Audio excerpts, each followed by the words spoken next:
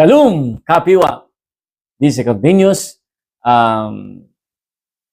devotion regarding the second coming of Christ. Now, we are on the time of His coming, and that is the part 2.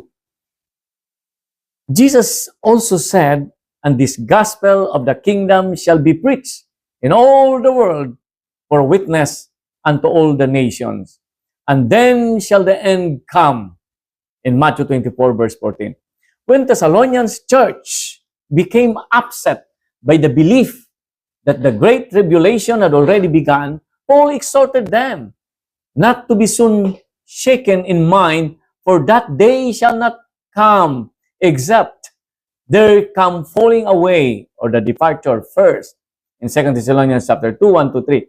On the other hand, Jesus warned and said, "Watch therefore, for you know not what hour your Lord doth come," in Matthew 24, verse 42.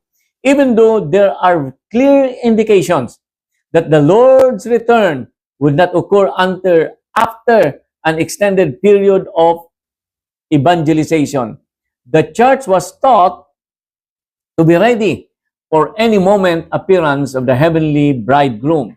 Can be found in Matthew 24, verses 44, 48, 50, and chapter 25, verse 13. Mark chapter 13, 35-37, Titus chapter 2, 12-13, and John chapter 3, verse 3. The Apostle Peter, who sat at the feet of Jesus, strongly urged the recipients of this second epistle to look for the coming of the day of God, conduct and godliness, looking for and hastening the coming day. The church certainly is not to sit by passively, waiting for a set of day which will end this dispensation. The church is working together with the Lord to accomplish His work, which must be done before He returns in glory. Commenting on the above quoted verse from Peter, Michael Green says, as I quoted, "Christians are expected to look for the coming of the Lord. Had not Jesus Himself told them to watch? But this does not mean pious inactivity. It means action. For wonderful as it may seem, we can actually hasten it on. Not hasting unto, as in American version. In other words, the timing of the advent is to some extent dependent upon the state of the church and of society. What a wonderfully positive conception of the significance of our time on earth. It is not barren, waiting for finish to be written. It is intended to be time of active cooperation with God in the redemption of society. The rabbis had to adapt, saying, "It is the sins of the people which prevent the coming of the Messiah." That's why the coming of the Messiah is being delayed, because of His people and because of the people of the world. If Jews would genuinely repent, for one day the Messiah would come, and if Israel would perfectly keep the Torah for one day, the Messiah would come.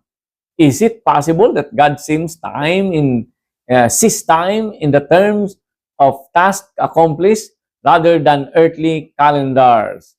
We cannot hasten or delay God's program, but it is possibly that we may do so in relation to our time frame.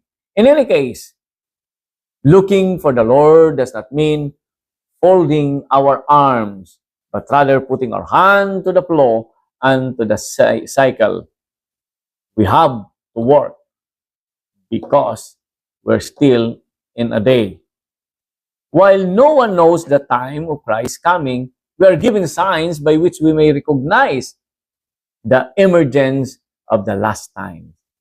If we have already seen, observed, and experienced what we call the fulfillment of the prophecy regarding what will take place during the last days before the coming of the Lord. Then we must be ready.